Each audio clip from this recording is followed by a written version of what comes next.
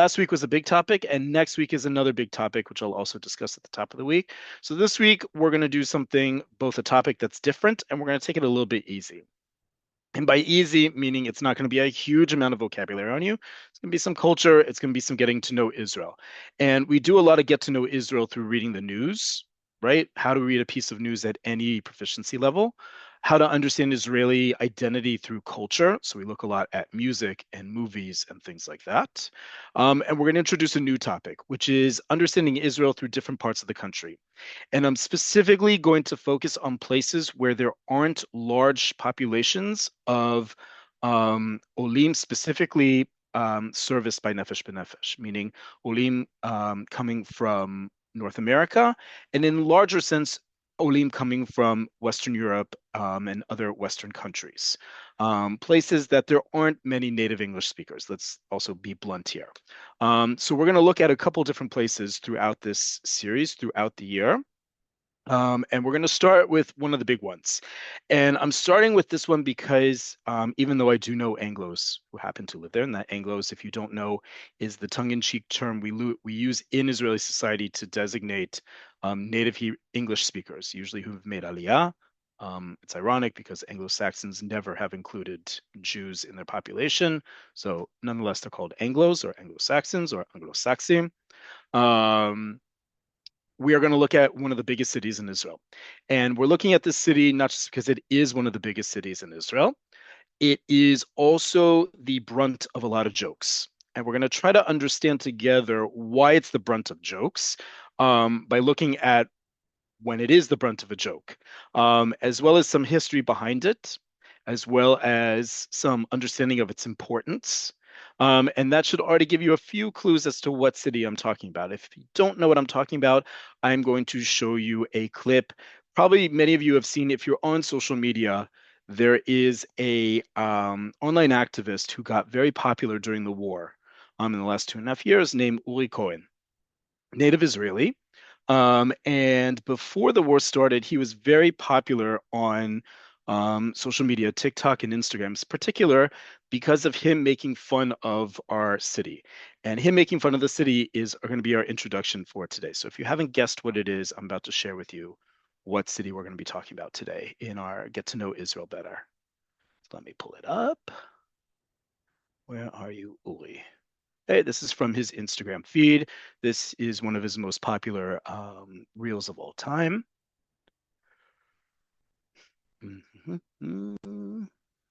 Just make sure that the audio is on.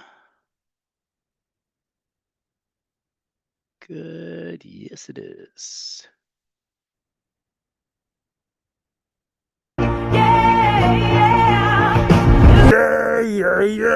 Petah Tikva, the city where all your dreams get break off. There's nothing here to do.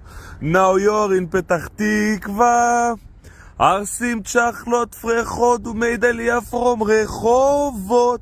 The most famous institution here is Hospital Bellinson. Let's go jump from a window. Okay. What is he talking about here? So first off, he's referencing the American song that is a tribute to New York City. And that's the background of the song and what he's trying to sing. And who is he singing it to? The city of Petah Tikva. Petah Tikva in Israel is very important to Israeli history and culture, but it is also the brunt of jokes. So he's trying to compare it to New York City. And one of his shticks, one of his comedic points during the war, when he would go counter-protest against anti-Israel activists around the world, he would hold up a sign that would say, "Free Petah Tikva." All right, so what is he talking about here? What are all these other people talking about? I'm actually going to show you a few more clips along the way to show you just how important it is also in Israeli comedy. So first off, what are we talking about? We talk about Petah Tikva, and what do you mean? It's one of the largest cities in Israel, right? When we think of Israel, we think of the three big cities, and often we don't get the order right. Right? The biggest city in Israel population-wise is Yerushalayim, Jerusalem. The second biggest city in Israel is Tel Aviv Yafo. The third largest city population-wise is Haifa. And this is where we get lost because normally, or at least for many years, right, you would look at a map and you would be told the next biggest city is Beersheba. Beersheba doesn't get anywhere near the next one. Okay, the next one is Petah Tikva. Petah Tikva um, is we're going to look at a map. We're going to understand a little bit more about it, and we're going to look at exactly how big it is. But first, I want to talk a little bit about the Hebrew, not necessarily about its um, origin and name, although it does come from the Tanakh, from the Bible, like many modern Israeli names. This is a city that was originally planned to be actually in the Jordan Valley, closer to Jericho, to Yericho. It was built where it is, and we're going to talk about why it was built where it is in a little bit. But first, we're going to talk about something we've talked about before, which is what is up with the English spelling of this name, right? This is a Hebrew class, so this is really important. What is up with this name? This is the one that oftentimes people make the most fun about, especially if they're non-Hebrew speakers coming to Israel and they look at a highway sign and they see something that's spelled Petah and they're like, huh? What is that? Right? Is that Petah Tikva? What is going on here? Well, there's a couple things going on here. First off, as we've talked about before in previous lessons, another clue to check out our YouTube channel and to do your own search of Cafe Oleh transliteration. There is no standardized form of transliteration from Hebrew to English. It does not exist. From English to Hebrew, there is. There's a very specific way that we do it in Hebrew. It's actually not standardized, but it's much more uniform than as you see here, right? And there's nothing here that tells you how to do things. There's a little bit of clues, which we'll talk about in a second. But otherwise, there is no one guide. How do I have a Hebrew word and transliterate it? When I transliterate for you for Cafe au Lait in our spreadsheets, right? It's I break it down and use letters as they sound out in American English. If I was doing this in British English, it would probably look different. If I was doing this in another language, for sure I'd be doing different ones. This is the reason why, for example, when you see Spanish, when you see Hebrew transliterated into Spanish or in French, the spelling is different. For example, the word kasher in transliterated into English letters is usually Kasher, kasher, right? In French, it's usually Cacher, right? Because SH in English is spelled as CH in French. Okay, so there is no standardized way to do it from Hebrew to English. A little bit more, but not entirely standardized on the other way. So we have, as you see here, two different ways to spell Petah Tikva. The more contemporary one at the bottom, Tikva for Tikva, hope, and Tiqwa at the top, which is the one you'll see most frequently on highways and other street signs, even online. Where does that come from? Both iterations here show that the city is old, meaning that its name was first transliterated before modern Hebrew pronunciation became standardized and homogenized. What do I mean by that? Remember, we talked about multiple times about how to pronounce Hebrew, and we even have a whole class about how to pronounce each letter in Hebrew. Another clue to check out our YouTube channel if you've never done it before. You notice that the letter that corresponds to the H at the end of both of these transliterations on this right hand of the screen is the H corresponds to the Hebrew letter chet. In Hebrew, in modern Hebrew, there's actually two standardized ways to say the letter chet. You can either say chet, similar to the letter chaf, it's actually the exact same sound, or a raspier sound that's chet, chet. And when you look at transliteration of Semitic languages, you'll often see an H with a dot under it. That's to indicate the h sound as opposed to the ch sound, right? In Hebrew, modern Hebrew, you can get away with saying the letter chet as a ch and not as a ha. But traditionally, number one, it's another variation in standardized Hebrew, and also Jews coming from Middle Eastern, North African countries would still pronounce it as het. So it'd be petah, not petach, petah. Okay, so that's also one of the reasons why it's an H and not a CH or a KH or any other thing that might be construed as a chaf. And then we get to that second word. What is going on with that second word? Well, a few things. Number one, to make the differentiation between kaf, and kuf. In modern Hebrew, again, kaf and kuf can sound alike, but also in modern Hebrew, kuf can also be hof, way in the back of your throat. And that's the letter that spells tikva, right? So that's why it's often transliterated with a Q, because even though in modern Hebrew, kaf and kuf sound alike and usually get transliterated as a K, pa is how you would olden days know how to pronounce and thus transliterate to make it a different letter, the kuf. And finally, the vav. In modern Hebrew, we pronounce this word as tikva. Tikva means hope. Petah tikva means the gateway to hope or gateway of hope. Okay. They are making it clear to you here that it is a v, and that's why there are two vavs in the Hebrew. The Hebrew is more important than the transliterated English, folks, but that W there is similar to like how we say W is double U. Think about the letter W, it's two U's, right? So it's also mimicking the fact that the vav, when it sounds like a consonant in, again, in other Middle Eastern languages, can be a w. In modern Hebrew, it's a v. Okay, so that helps explain why we get these street signs. But regardless, the name of the city is Petah Tikva. That's not where the jokes come from. Okay, let's get to a little bit more.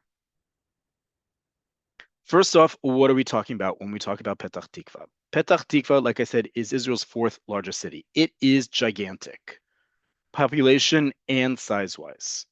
Okay, in Hebrew, we count, and in Israeli society, we count people who reside in a different place with two different words. And these are important. We're going to be talking as we discover Israel, we're going to increase your vocabulary, not just about a specific place, but words that you can apply to a bunch of places. These are also going to be a clue to next week's class, so you'll want to pay attention. Okay, more than 270,000 residents. Residents in Hebrew, we have two different words that we use for resident, not citizen, folks, resident. Okay, the first word is toshav. Toshav or toshavim are residents. It comes from the same root as lashevet, to sit, and a lot of the words that we use for to reside somewhere, we're going to look at in just. Okay, so toshavim, residents. You'll also see, by the way, when it comes to numbering the amount of people who live in a given area or in a country, the word nefashot. If nefashot sounds familiar to you, it is the plural of our organization's namesake, nefesh b'nefesh. Nefesh is one soul. Nefashot are souls. Think of it, you've heard this before, where they've counted people based on souls. It's not trying to be metaphysical in any sense or overly spiritual. It's one way that we count people. It's not just saying residences, we also say nefashot. How many souls live in this place? Okay. You can use either one. It doesn't mean anything ideologically used to use one or the other, but it is indeed the fourth largest city in Israel by population. And in terms of size, we have a couple important words to understand. First off is the term tchum shiput, or ezor shiput, or shetach shiput. You'll see that all those different words at the beginning change. The second word's the most important, shiput. Shiput comes from the same root, shin pe tet, as shofet. Shofet is a judge. Mishpat is justice, is in the law. So when we talk about tchum shiput, or it doesn't matter what the word comes before it, we're talking about the jurisdiction, right? Jurisdiction. You can even hear it in the English word. It's coming from jury, jurisprudence, law. Tchum shiput, the area or the domain of shiput, of jurisdiction, means the size of a given city or the local council, the local authority. In this case, in Israel, or in general, because there's only one Petah Tikva in the world, it is 35,850 dunam. In Israel, so in addition to traveling around Israel, I'm going to also perhaps introduce you to new things. In Israel, we don't count land area by square meters. You will find, for example, if you're looking at apartments and houses that are already built without any land attached to it, as in square meters, because this is Israel, i.e., not the United States.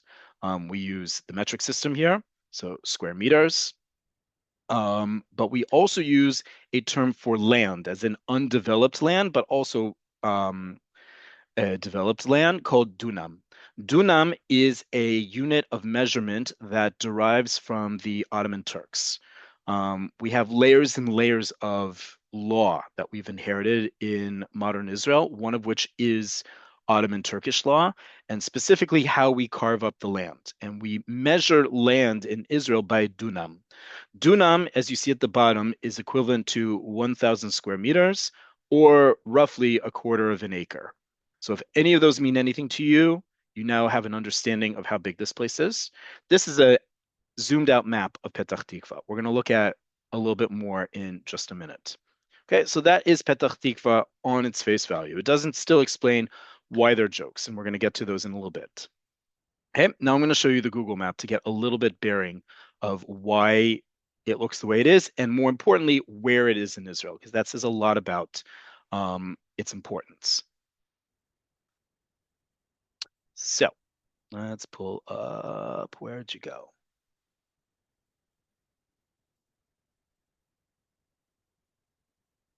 You disappeared on me. Just a second, folks. Let me get it up for you. There it is. Okay, pull it up. There we go. All right, let's pull up the map so you can see exactly what we're talking about here.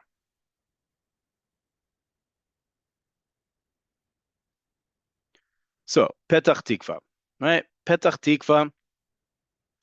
First off, where is it exactly? So you can get your bearings. That blue stuff, obviously, on the left is the Mediterranean Sea, where it says Tel Aviv-Yafo is Tel Aviv-Yafo. It's actually the entire length of the coast that you can currently see on the screen right now. That entire length is Tel Aviv-Yafo. It also goes in at both the top and towards the bottom. So think of it more like a little bit of a crescent here. And in the middle, you have Ramat Gan, another big city. You have the smaller city of Givatayim. You have Bnei Brak, which is right here. And then you have Petah Tikva. You can see here that red dotted line around it. That is the border of Petah Tikva. So what are we looking at in terms of where its boundaries are and why it's so important? So first off, it is basically bordered by two major highways in Israel. If you don't know the highway system in Israel, we are going to talk about transportation. We've actually talked about it before. We're going to talk about it again. Like in other countries, you know the direction of a highway in Israel based on its numbers and how many numbers it is, whether it's odd or even, and how many numbers in it. So primary highways are single digit, secondary highways 2 digits, and so forth. And then numbers. Even numbers go north-south, odd numbers go east-west.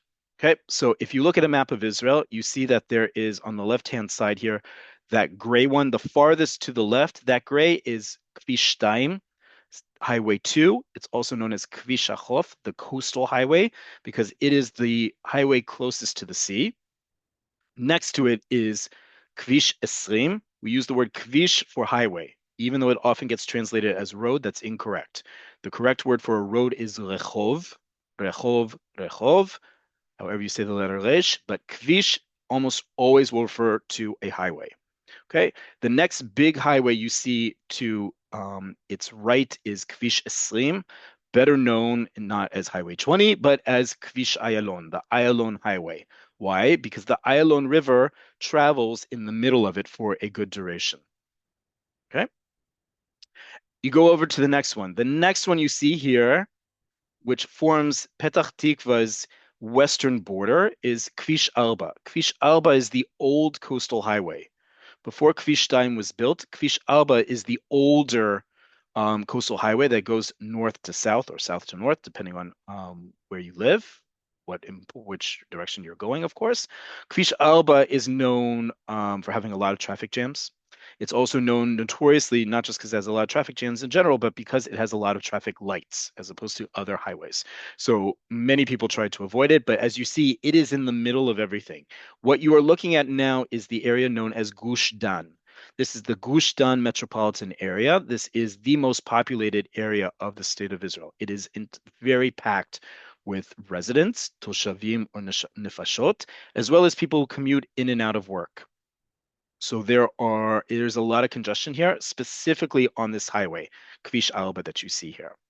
Okay, that is the western border. On the western border also sits Bnei Brak and Ramat Gan. Also, Givat Shmuel, some of you may be familiar with because a lot of Anglos live here, also because that's the home of Bar Ilan University. And here's Petah Tikva. Petah Tikva goes all the way over with Kvish 40, Highway 40, a secondary highway cutting through it. And it essentially borders Kvish 6. Kvish 6 is Israel's first toll highway that also goes north and south because it's 6, an even number. It goes north and south, right? Just to the side of that is Rosh Ain. And if you can see on the right-hand side, that black dotted bar, that is the armistice line of 1949, aka the Green Line, aka separating pre-1967 with post-1967 Israel, whether you call it the West Bank, Yehuda v'Shamron, or any of the terms I just used, or none of the terms. So you can see Petah Tikva is very much in the middle of everything. The sea is on the left, Judea and Samaria / the West Bank is on the right. It sits right in the middle of a whole bunch of stuff. Right south of Petah Tikva is the town of Yehud and the very affluent town of Savion. Just under that, besides Ol Yehuda, is the airport. So it is super central located. And most important for its origins is this squiggly line right here. Why is this line so squiggly? Because this squiggly line, the northern border of Petah Tikva, sits on an important river, the Hayalkon. Hayalkon is the river that flows from basically the border of Petah Tikva, right here, all the way west, crossing, basically following here, going all the way down into the Mediterranean by the Tel Aviv port. Okay, crossing through the parks here of Ganei Taucha, where there are major outdoor festivals. There's all sorts of parks here, and you can even see it here, all the way here. This is also, by the way, where the train line goes. All of this is connected to the fact that Petah Tikva is not just Israel's fourth largest city, it is also one of Israel's oldest cities. Oldest. Okay, and it all has to do with its location right here at the source of the Yalkon River, right here. The source of the Yalkon River is a national park. The closest one to it is called Tel Afek. It's a beautiful park. You can go there to this day. There are archaeological ruins there. People often have picnics there because it's so centrally located and it's so green. But why picked there? Well, we have to understand first a little bit of history. And to do that, I'm going to show you a clip from one of Israel's most popular, or I think not necessarily popular, one of the most important satire shows of Jewish history and Israeli history. We've shown this before, called Hayudim Ba'im, the Jews are coming. And they're making fun of the origins of Petah Tikva. And this is going to be clue number one, why this city is the brunt of a lot of jokes. I'm just going to show you a few seconds. Yeah.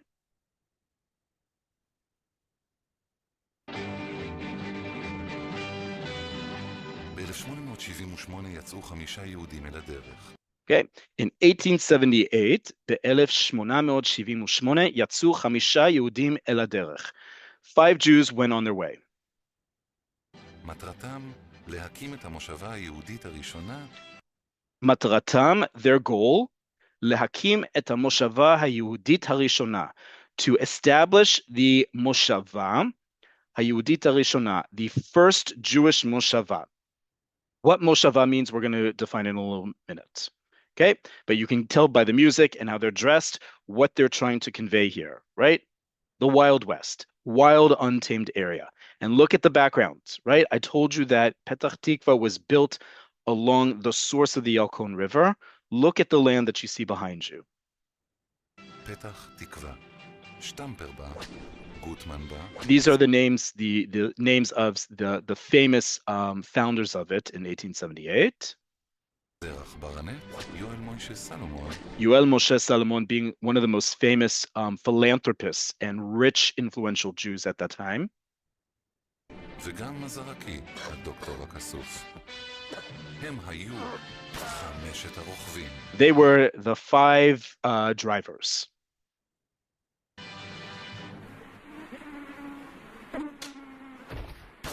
ארבעת הרוכבים. Now the 4th driver, 4 drivers.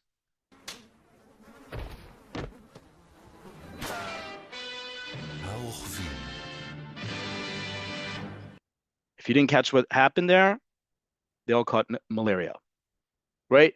One of the reasons why Petah Tikva is a joke to many people is because it was built originally on a swamp. The stories you hear of the Zionist pioneers coming and draining the swamps, it didn't just happen in the far north or in other places in Israel. It happened right here in the center of the land. That area around the source of the Yalkon River was filled with malaria-filled swamps. And that was one of the original goals that they needed to do there. And a lot of people contracted malaria as a result.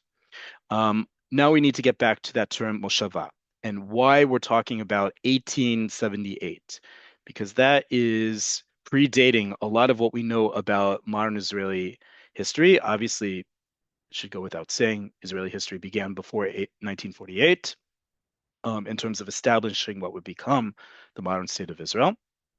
But as I said, Petah Tikva is actually one of the original first settlements in modern Israel, in Zionism, Zionist history. Okay, we have a number of terms that we use when we talk about local where people reside in Israel. Okay, and one of them is moshava. All of these terms, yeshuv, moshava, moshav, they all sound similar, right? They all come from the same root, and it's the same root, by the way, as the verb lashevet, to sit. Lashevet means to sit. Yeshiva, a place of sitting. It also means the act of sitting or a meeting. Yishuv is a settlement, any kind of settlement, any place where you settle, right? We think of the word settle and settlement only in political terms. Every day, it means actually to settle your stuff. It also means to settle a dispute. To this day, just like in English, to settle a dispute, we use the same verb liyashev when it comes to a conflict.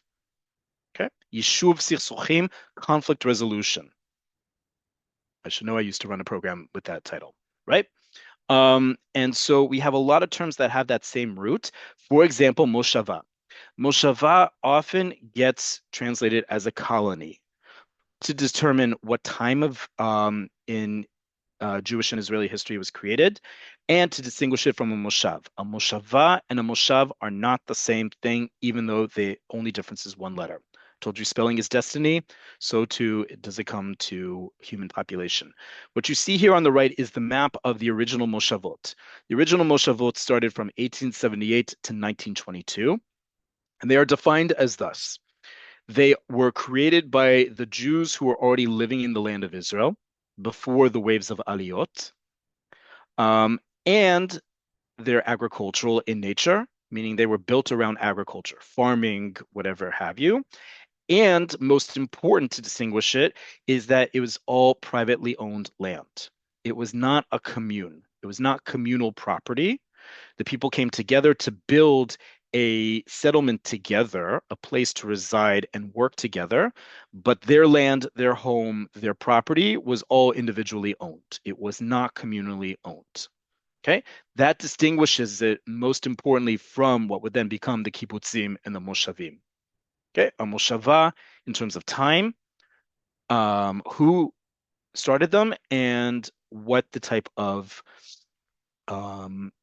ownership was. And we'll look at that in a minute. Okay, so this is the map of them. Petah Tikva's nickname is Em HaMoshavot. Em HaMoshavot. Em, coming from the same root as Ima, means mother, and Hamoshavot, all the Moshavot. So Em HaMoshavot is actually a compound noun, the mother of all Moshavot, because it was the biggest, it was one of the original ones, and it's in the center of the country, closest to the ports that brought in people and goods into the land of Israel. So therefore, it was called Em HaMoshavot. Many people trained to build their own agricultural communes in the rest of the land through Petah Tikva. It was an important place to build up the land because look at where it was, the center of the country, number one, and it was one of the first places, number two, where they drained the swamps, one of those classic motifs that we hear about in Zionist history, draining the swamps to make it more arable and healthier to live in. What you see here are a number of the types of settlements that come in Israel, and I also describe them in the next slide as well before we go back to our town of Petah Tikva. Okay, so we talked about a moshava. Oftentimes it's translated as a colony in that it's separated from the local population and it's agricultural in nature. It is different from a moshav and a kibbutz. A moshav and a kibbutz come a little bit later in history, only about another decade or so, and they're usually defined more communally. They differentiate by how much each person owns, but they're much more communal in nature than the moshava. You see here, by the way, the list of moshavot are some names you already know: Petah Tikva, Rishon LeZion, Rosh Pina, Zichron Yaakov. These were some of the original Moshavot. There's also other ones, such as Motza, outside of Yerushalayim, Gedera, Rehovot, Nes Tziona, and even Rishon LeZion, another major city in Israel, were all Moshavot, started as Moshavot. Okay? Moshav and Kibbutz. We then get to the word Yishuv. Yishuv has multiple meanings in Hebrew, which is why it's here. We've talked about local councils and local authority in the context of elections before. It's important to talk about here as well and talk about Petah Tikva and introducing you to a new city. Yishuv can mean a whole bunch of things in Hebrew. It comes from our same root, right, as settling. Yishuv can be any human settlement in the world. Anywhere where people reside is technically a yishuv. That could be permanent, that could be temporary. That could be big, that could be small, that could be rural, that could be urban. Lots of different ways we do it, but all of them are considered yishuv. When we use the word yishuv in Hebrew, you often hear some other words around it that further differentiate it. Oftentimes you'll hear hayishuv or hayishuv hayashan. Both of them either mean the settlement or the old settlement. It has to do with the Jews who were living here before the advent of modern Zionism. So starting in the 1860s and before that. Okay, that's when we say hayishuv.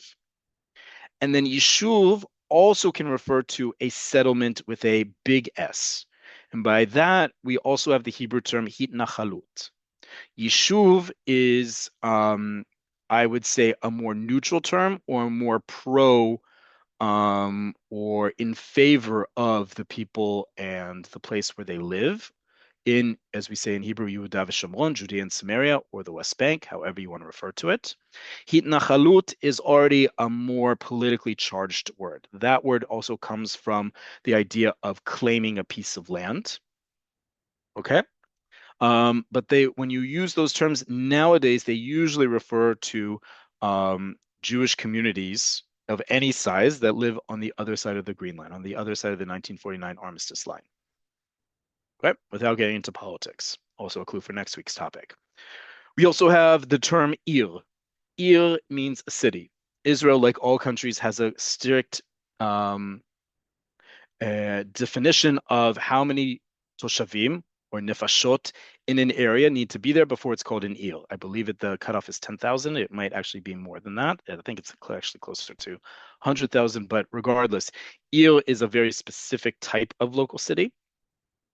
Okay. And then we have the word kfar. Like yishuv, kfar does not have necessarily any legal standing. It just means a village or a town. If village is too rustic for you from where you are, you can use the word town. Okay. They don't have any jurisdiction. They don't have any legal backing. It's just simply a way to describe many places in Israel have the name kfar at the beginning of it. Think of it the equivalent in English of a place that's called blank town or blank village or blank ville, taking from the French. That's where kfar comes from. What is, however, a local jurisdiction term is a moatzah. Moatzah is a council. Okay? Any council in Israel, in Hebrew, is a moatzah, but when we talk about local jurisdiction, moatzah mekomit and moatzah ezorit. Moatzah mekomit means a local council. Mekomi means local. So moatzah mekomit or moatzah ezorit. Ezor means area. So a regional council or region. Ezor, area or region. Ezorit, regional. What do these two terms mean? A moatzah mekomit, a local council, is the equivalent of a kfar. It's just the legal term for it. It's a small town or a small village. It means it sits somewhere between a large city and then the smallest one, which is a regional council. A regional council is usually made up of a whole bunch of kibbutzim. If you want to see what this looks like, okay, a moshava, a term we talked about before, can think of this going bottom to top to bottom in terms of times when these specific types of settlements in Israel were founded. And again, I'm not using the term settlement in a political term. I'm using it in the anthropological, sociological, where people settle, where they reside. Okay, so Moshava is one of the smallest, and yes, people own their own property. Moshav and kibbutzim, next smallest, are even smaller, right? And Moshav and kibbutz are usually separated in meaning as regards to, in the Moshav, you do have individual property, and in kibbutz, you technically do not. And Ir is the largest type of local population. And yes, obviously you have individual property. A Moatza Mekomit, a town, a village, yes. Moatza Ezorit, I say yes and no because a lot of the regional councils in Israel are comprised of kibbutzim. So on the one hand, they have their own jurisdiction, but each kibbutz has its own laws and rules, and thus with regards to individual property. And the yeshuv and hitnachalut, usually individual property is there. Okay, why am I talking about all this? Because it's important to understand where Petah Tikva fits in all of this, right? In both location and in history, and also another important part of the story. So I told you that here is the Yalkon River, including the source of it is right next to Petah Tikva, right on the border here. And all along the border here, you see at the top of the screen here, you see that gray line and those two little icons there. That's the train line. That's the old train line that was built and still works to this day. These are where most of the industrial zones are in Petah Tikva. Petah Tikva has the second largest area of industry in the country after Haifa. Haifa is Israel's third largest city, and Petah Tikva is the fourth. Petah Tikva is number two, the amount of industry it has. And when I say industry, I mean factories, stuff producing stuff, not just high tech, not just major hospital centers, which it also has, right? It's also stuff is built here. And so when you add the two together, swamp, old, sitting next to much more affluent areas like Tel Aviv, like Ramat HaSharon to its north, like Givatam and Ramat Gan to its left, and all the industry it has there, what does this city sound like to you in terms of our relation to it? And think about that as I show you another important clip before I open it up to questions. This is a guy who's been in the news quite a lot lately. His name is Dan Pundak. He is a comedian, social commentator. He does a lot of videography. He has gotten into actually a lawsuit with a municipality, and maybe you can understand why before I translate. I'm going to let us watch this in full first before I translate. And maybe you'll understand why Petah Tikva is the brunt of jokes, and maybe you're already getting a sense of why.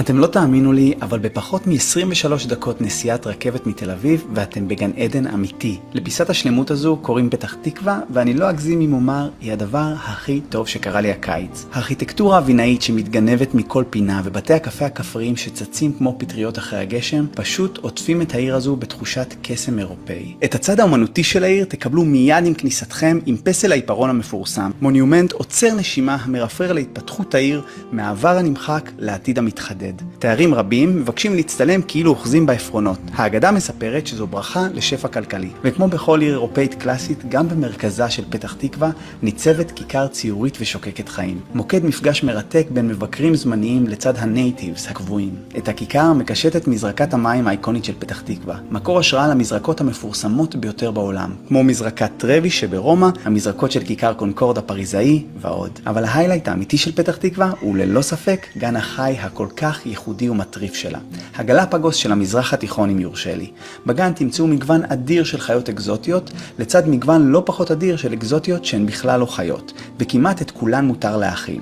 ממליץ להזמין כרטיסים לפחות חודש מראש, הכרטיסים נחטפים וחבל לפספס. אני את החופשה הבאה שלי כבר סגרתי. מה איתכם? Follow for more. So what did we see? Even if you didn't understand a word he just said and you talked at a pretty normal pace, the visuals. The visuals were not perhaps what you know of Israel. They're not the coast. They're not Yerushalayim. It's not nature. It's not ancient ruins. It is a typical city view in Israel. It looks like a lot of places. It doesn't look the most beautiful at times. He's got into a lawsuit with the mayor of Lod, another city in the center of the country, which has a whole bunch of challenges against it. And the mayor sued him for basically showing a similar video of Lod, saying you're only showing the disgusting, filthy parts of the city. You're not showing its beauty. And in turn, everyone says, well, if you think it's so disgusting and beautiful and run down, Mr. Mayor, shouldn't you do something about it? And so Dan Puntak has put together this series of profiles of cities around Israel, specifically the less attractive parts of the city, and the language he's using, the tone, the music in the background, and the words that he's using imitates how Israelis talk about traveling abroad. Israelis love to travel abroad. They do it all the time, right? And they use the same flowery language that he's using here to talk sarcastically and ironically about the more derelict parts of Petah Tikva. He uses terms like otzer neshima, breathtaking. He talked about the architectura vinait, the Viennese architecture of the public housing that he showed, right? The kikar shokeket chayim, the squares that are bubbling with life, right? He's making fun of how Israelis view traveling abroad and the language they use, which is always that type of language.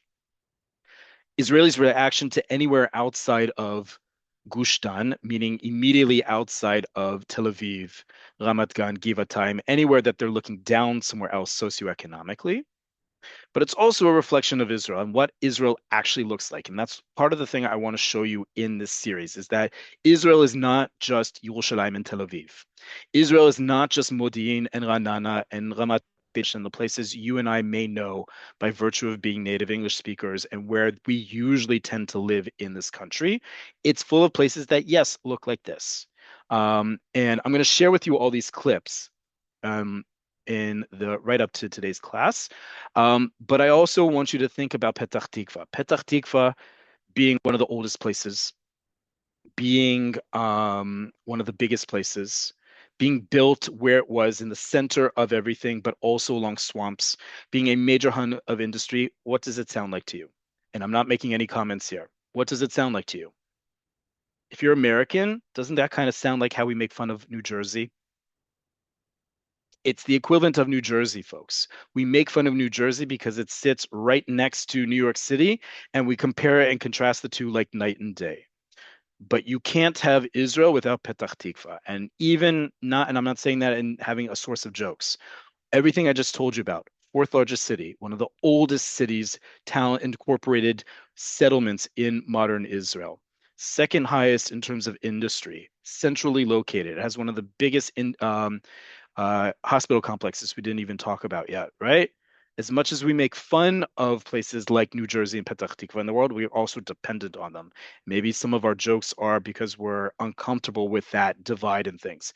And the pictures that we see in Dan Pundak's story guide of going on this amazing summer tour of Petah Tikva also should stir something up in us as well and how we connect to our fellow residences, our fellow citizens, our fellow country.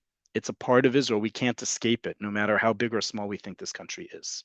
Okay, so that's just one thing. I'm going to take you to other places in this series throughout the year. Again, places you may have been to before, but you didn't necessarily know their history or you didn't necessarily know the people who live there. Some places we're going to talk more about the inhabitants. Some places we're going to talk more about its history like we did today. But the idea is to connect you with places you may not have been to, much less heard a lot about. In Wednesday's class for this week, we're going to not just talk about Petah Tikva, but talk about your own travel plans in Israel. Where would you like to explore? How do we say that in Israel, in Hebrew rather?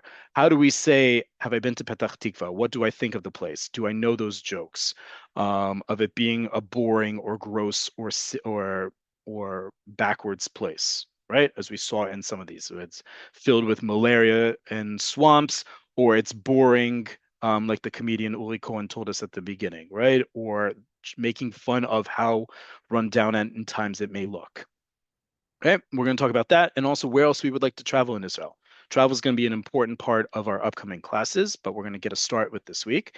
Next week's class, before I get to Q&A, first off, toda rabah to all of you. I think we got to 330 participants. Again, wouldn't do this without you. This makes us definitely the world's largest Hebrew class. So, toda rabah lachem. Thank you very much to all of you. Next week, we are going to talk about a big topic because last week's topic of vowels and this week maybe Petah Tikva was a little bit lighter for you, hopefully. Next week, we are going to do a review of how to talk politics without politics, meaning we're going to talk about how the Israeli political system is structured. I'm not obviously going to get into politics itself. We're not going to get political, but we are going to talk about how Israel's political structure exists and what it looks like. And one of the important things I want you to think about is what we talked about today in terms of how local jurisdiction works and is structured, because that's going to be important and inform us about next week when we talk about challenges, both in looking at the structure and when we discuss it, even from a non-partisan, non-political place, what are the challenges we already see in the structure? That's going to be a big clue. But for now, let me answer some questions in the Q&A.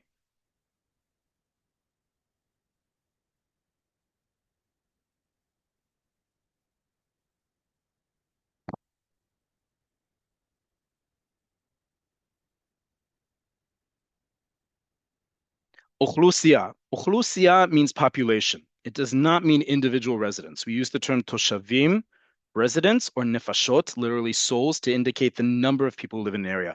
Ochlusia is the general word for population. Great question.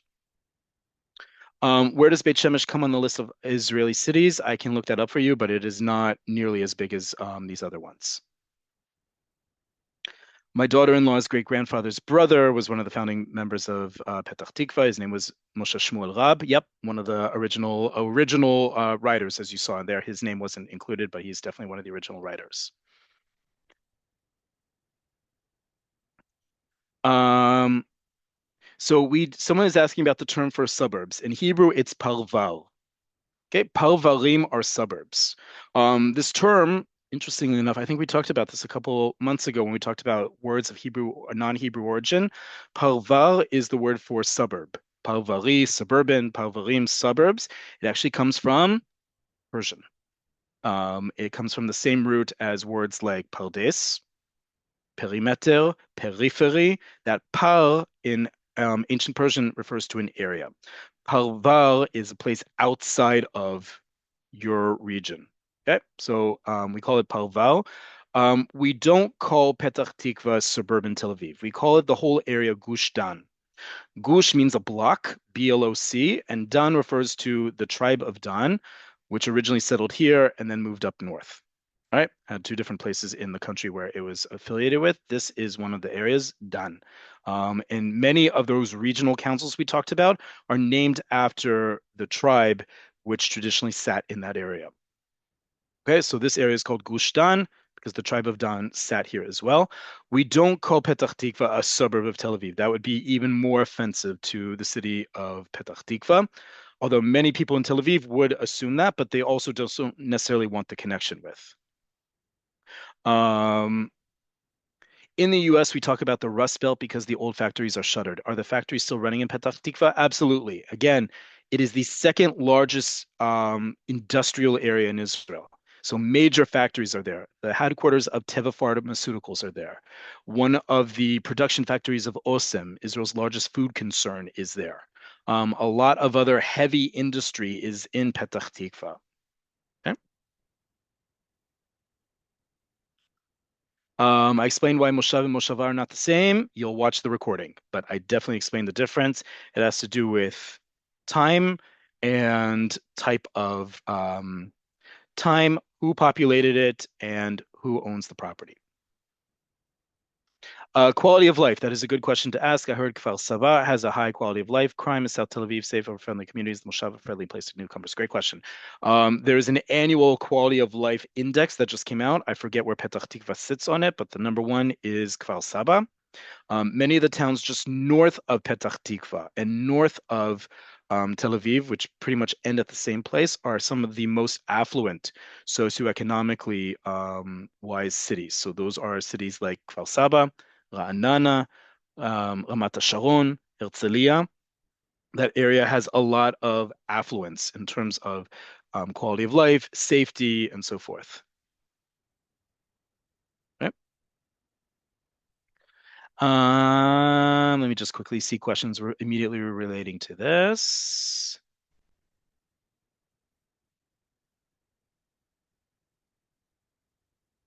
I will, however, explain Moshav and Moshava in the context of which is the plural.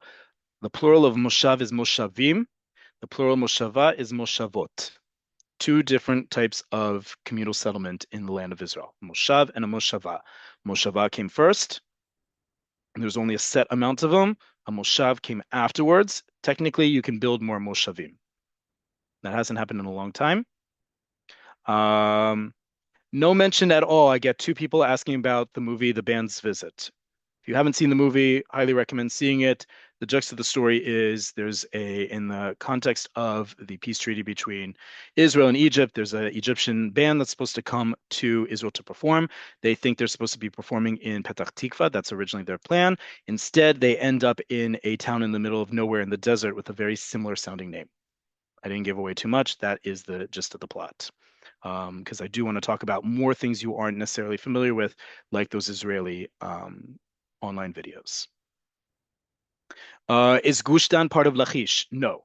Gush Dan sits in the center. Lachish is the next district south of Gush Dan. For those who can look at a map, actually, let me pull up that map before we run out of time here. That's a great question. We're going to talk a little bit more about this in terms of politics next week. Okay, but if this area, as you see right in the middle of the screen right now, is pull that out. If this area where you see Herzliya at the top and Rishon at the bottom, this area is Gush Dan. Okay, bordered by Kvish 6, Highway 6, the toll road, right here, just to the right of Petah Tikva that you see here. This area is called Gush Dan. Okay, and it corresponds to where in tradition the tribe of Dan was settled. Underneath that is Lachish. Lachish is the area in and around Rehovot. Okay, Lachish includes places like Nes Ziona, Rehovot, Yavne, Kiryat Gat, Kiryat Ekron, a little bit farther south here. Okay, this is usually part of Lachish. Okay, great question. Before we, I'm going to take a few more questions here. When someone says Toshav Choser, what is the difference between that and Toshav is a resident? Toshav Choser is your type of citizenship, and that dictates how you return to the land, to the state of Israel as a citizen. Toshav Choser means a returning resident, and that comes with certain rights and benefits as well as obligations. I don't have time to get into, but definitely a lot of material on that on the Nefesh B'Nefesh website. When traveling, is it better to use GPS or Waze? In the north, sometimes the direction is Jordan or Syria. How to avoid toll roads if we can. When you're using Google Maps or Waze, they will give you the option if you're driving to toggle between toll roads and no toll roads. That is always going to be an option. All right. Moshav, I talked about in the recording, which also lets me segue to. Toda rabah, thank you all for joining. This class's recording, along with all the clips I showed you, will be up on YouTube in the next day or two. So those of you who asked or didn't catch when I made the difference between Moshav and Moshava, that is your cue to watch the recording on YouTube to find us there. In the meantime, hope you'll see us on Wednesday for Cafe Oleh Conversations. If not, see you next week here on Monday with Cafe Oleh. Toda rabah and litrot. See you all very soon.